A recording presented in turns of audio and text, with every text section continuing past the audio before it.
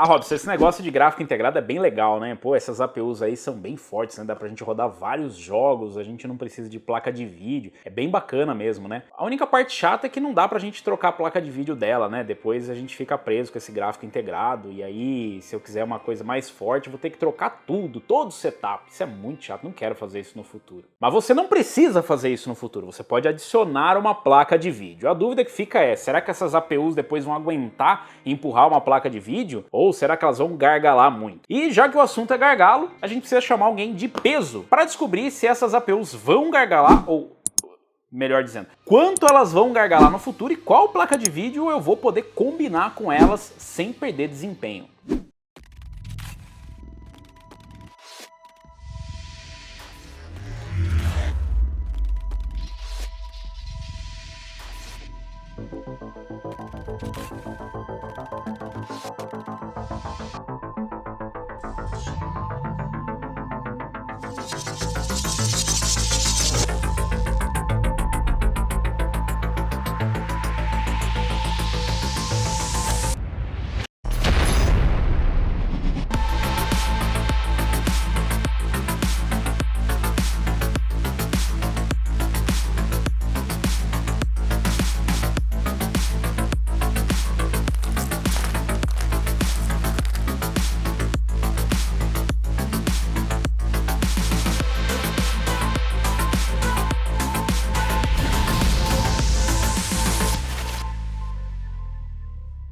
Eu já trouxe um vídeo falando para vocês aqui sobre o desempenho dessas APUs com uma placa de vídeo dedicada. Eu combinei com uma RTX 2060 e mostrei até onde elas conseguem levar, mas ainda pode ficar aquela dúvida, será que não dava para empurrar uma GPU um pouquinho mais forte? Será que se eu colocar uma placa de vídeo mais forte eu vou ter mais desempenho? E o 4650G, que é uma APU mais forte, será que eu consigo empurrar ainda mais FPS? Será que eu consigo colocar uma placa de vídeo mais forte, mesmo que tenha um pouquinho de gargalo? E já que o assunto é gargalo, eu resolvi combinar elas com a RTX 3080 para a gente ver qual que é o limite delas, até onde elas conseguem empurrar quando a GPU não for o limitador. Aqui para os testes eu escolhi um Ryzen 3 4350G, um Ryzen 5 2400G e um Ryzen 5 4650G. Então são diferentes gerações de CPUs, já que a APU nada mais é do que um processador Ryzen com um gráfico integrado. Então ele ainda tem um processador Ryzen, mas esses CPUs eles não são exatamente idênticos às suas contrapartes CPUs de fato, não APUs, aqueles que não têm gráfico integrado, já que eles também têm uma limitação de cache, normalmente de clocks, o que vai diminuir a performance. Então um 4650G não vai ter exatamente a mesma performance de um 3600, que é a sua contraparte sem gráfico integrado. Mesmo assim, eles ainda têm as vantagens da litografia e da arquitetura Zen que está em cada CPU.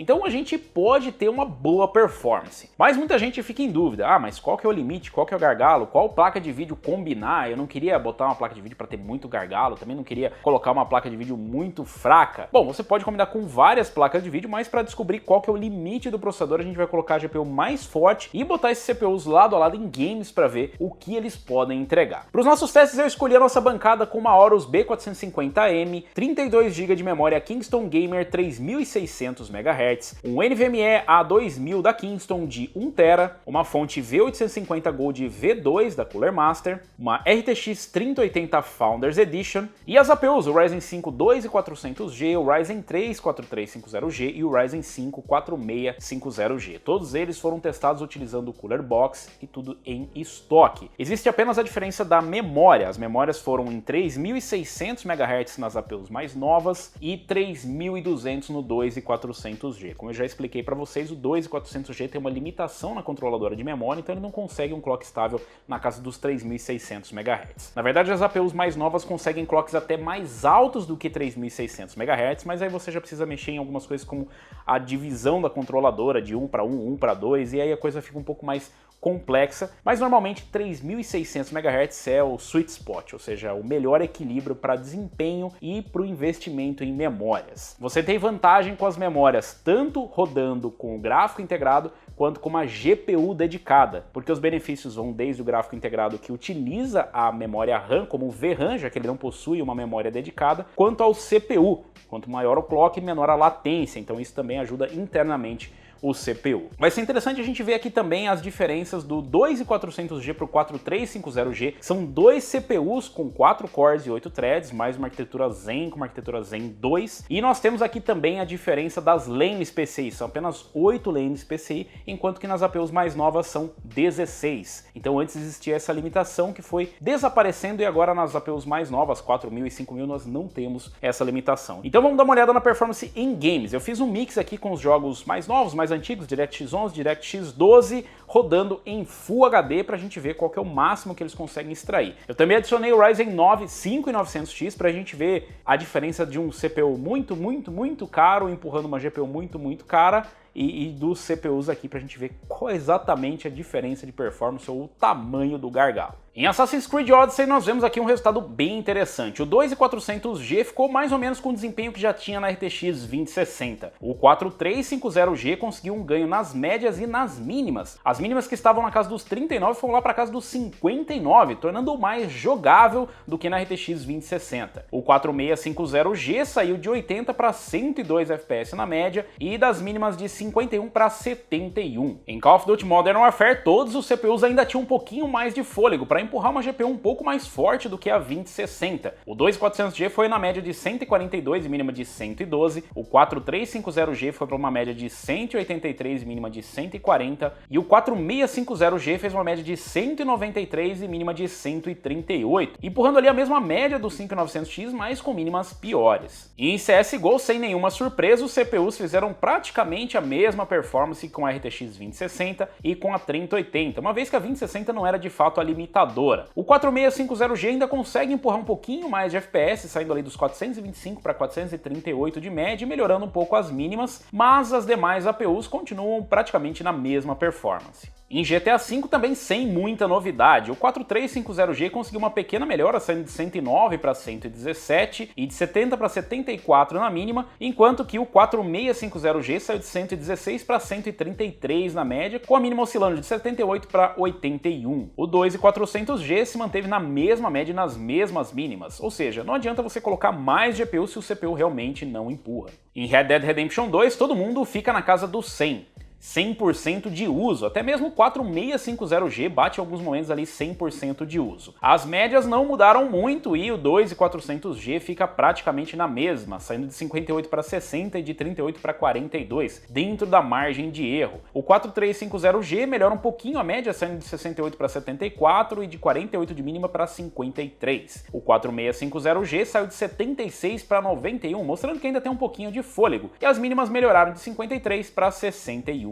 Em Shadow of the Tomb Raider, o 2400G ficou na mesma, tanto com a 2060 quanto com a 3080. O 4350G teve uma pequena melhora, saindo de 98 para 105 e de 61 para 64 na mínima. Já o 4650G saiu de 103 para 119 na média e de 80 para 81, ou seja, ficou na mesma nas mínimas. Em The Division 2, todos os CPUs têm um pouquinho mais para entregar. O 2400G saiu de 78 para 100 FPS e as mínimas saíram de 55 para 65. O 4350G fez uma média de 126 na 3080 contra 81 e mínima de 82 contra 60. O 4650G saiu também dos 81 para 152 e dos 63 de mínima para 95. Em Watch Dogs Legion, o 2400G ficou na mesma, com a média de 54 contra 56 na 2060, ou seja, dentro da margem de erro, e mínima de 39. O 4350G melhorou um pouco as médias, saindo de 64 indo para 77 e as mínimas de 41 para 54. O 4650G saiu de 84 para 99 e as mínimas saíram de 65 para 74. Então definitivamente você já pode sair e comprar a sua RTX 3080 para combinar com a sua APU, seu processador com gráficos integrados. Afinal, como vocês viram aí, eles conseguem empurrar. E não tá errado, eles realmente conseguem empurrar. Só não conseguem extrair 100% da performance, mas a verdade é que ninguém espera que praticamente nenhum CPU consiga extrair 100% de uma RTX 3080. E obviamente é uma combinação bem sem sentido. Todo esse teste é para mostrar o limite, ou seja, até onde os CPUs conseguem ir se você melhorar um pouco mais a GPU, saindo de uma RTX 2060, uma 5600 XT, por exemplo, para uma RTX 2070 Super, uma 3060. Então a gente ainda tem um pouquinho de margem no 4650G e no 4350G. Até o 2400G consegue melhorar em alguns casos, mas aí a gente já entra em algumas particularidades de driver ou mesmo da engine do jogo, como em Assassin's Creed Odyssey, onde bizarramente todos os CPUs se saem um pouco melhor, com uma GPU um pouco mais forte, mas não é nenhum tipo de poder oculto revelado pelo CPU. Isso é particularidade ou esquisitice de algumas engines em APIs mais antigas, como o DirectX 11, por exemplo. Nos jogos mais novos a gente vê ali a performance escalar bem, e são raros os casos onde você tem qualquer tipo de ganho saindo de uma GPU mais fraca, onde a média já não era boa. Às vezes você melhora um pouco nas mínimas, mas novamente a gente tem ali mais ou menos o mesmo escalonamento de desempenho. Então engana bastante você dar uma olhada, por exemplo, no comparativo com a 2060 e achar que o 4350G não tem muito mais para entregar e que ele é mais ou menos a mesma coisa do 2400G. Na verdade ele tem um pouquinho mais de fôlego, mas esse fôlego também chega no seu limite e ele consegue entregar, mas chegando a 100% de uso. Como eu já observei nos vídeos anteriores, os processadores com 4 cores e 8 threads já estão chegando perto do limite em situações mais extremas. Afinal a gente está falando de FPS com taxas bem altas aqui na casa de 100 FPS, 80 FPS, e para muitas pessoas chegando nos 60 já tá bom demais. Mas para quem quer mais FPS, os 4 cores já estão chegando bem no seu limite. O 4650G tem ainda bastante saúde, consegue entregar uma performance bem bacana acima de uma RTX 2060, então daria para arriscar ele até com uma RTX 3060, mas claro que em alguns casos você vai ter um pouquinho de gargalo ou a mínima não vai ser tão boa assim. De qualquer forma, a gente não vai comparar ele com o 5900X, eu coloquei ali apenas para a gente ter uma noção do desempenho. Ele é um processador que custa bem menos do que um 5900X, não dá para exigir tanto assim, mas ele consegue entregar mínimas bem honestas e as médias muito boas, em alguns casos muito longe do 5900X, tanto quanto o seu preço. Então não, você não deve combinar esses processadores com placas de vídeo muito fortes, mas por outro lado, se você for combinar com uma RTX 3080 para rodar em 4K, o 4650G e até o 4350G em algumas situações consegue empurrar uma boa média, já que normalmente para 4K a média é 60 FPS ou você normalmente foca para uma qualidade maior e não para performance em números de desempenho. Então se você for rodar na casa dos 60 FPS em 4K, um 4650G já daria conta até mesmo para você conseguir ter uma performance bem razoável com uma 3080, com uma 6800 XT, uma 6900 XT, uma 3070, 3070 Ti. Então você consegue um equilíbrio bem bacana. Com 2400G e com 4350G seria apenas uma situação de vou ter o CPU e vou usar por enquanto até eu fazer um upgrade, então até dá para rodar, empurra a placa de vídeo, mas vai ficar faltando um pouquinho de fôlego ali quando a ladeira for um pouquinho mais inclinada. Mas eu quero saber de vocês, qual GPU vocês combinariam, sabendo que ainda tem uma folguinha de performance aqui. Vocês iriam até uma 2060, até uma 2060 Super, uma 3060, uma 6700 XT, quando for possível comprar a GPU, é claro, ou vocês não estão felizes com a performance e trocariam por um CPU sem gráfico integrado? Será que dá para confiar num CPU com gráfico integrado para empurrar uma GPU? Vocês curtiram a performance? Deixa aí nos comentários, deixa a sua opinião e diga qual deles você compraria para fazer um upgrade futuro. Ou se já comprou, qual upgrade futuro você pretende fazer. Se você gostou, se você curtiu esse vídeo, deixa um like. Se você ainda não é inscrito do canal, inscreva-se no canal, clica no sininho para receber as notificações de novos vídeos e nós nos vemos por aqui. Valeu, falou e até a próxima!